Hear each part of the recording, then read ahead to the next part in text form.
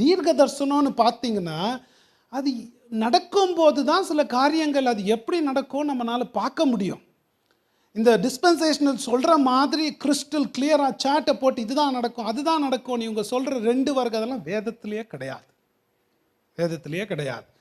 ஒன்று கிளியராக பைபிள் நம்ம என்ன தெரிஞ்சுக்கலாம், இவங்க சொல்கிற மாதிரி 2 வருகை இல்லவே இல்லை. அது ஒன்றே போதும்.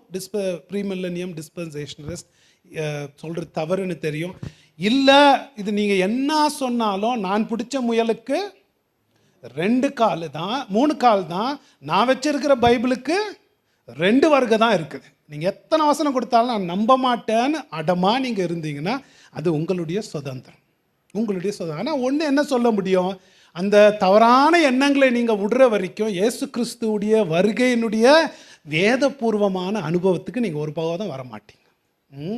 ஓகே, வேதம் என்ன சொல்லி கொடு